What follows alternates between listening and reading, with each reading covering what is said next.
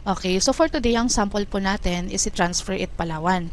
Okay, so dito po sa pin post niya, makikita nyo yung mga promo na ino-offer niya, mga items na available sa kanya, contact details with the hashtags na mga item, service, and yung location. Okay, so dito sa parati nyo i-make sure na best photo ang ilalagay nyo dito.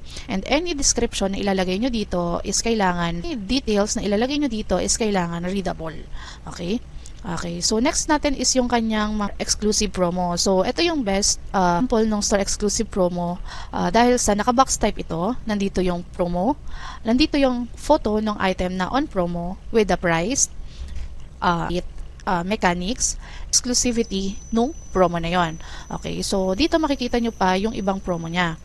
Yan. So, i-make sure lang natin na lahat ng promo is kailangan naka-box type na with the details dito sa gilid. Dapat naka-box type.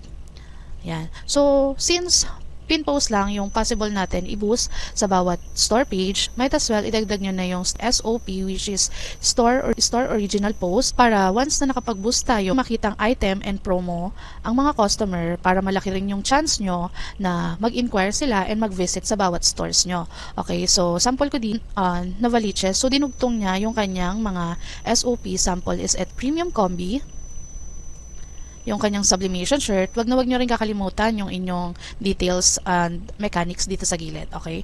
So, meron din siya ditong premium cotton shirt, premium polo shirt, mugs, bags. Okay? Okay. So, mas maraming SOP, much better para maraming choices ang mga customers. Sa mga hindi pa updated ang mga pin post and gusto na magpa-boost, okay, i-double check nyo muna yung posting, format, description, validity date. I-make sure nyo munang updated and tama lahat before natin ito i-request for boost. So, yun lang. Thank you.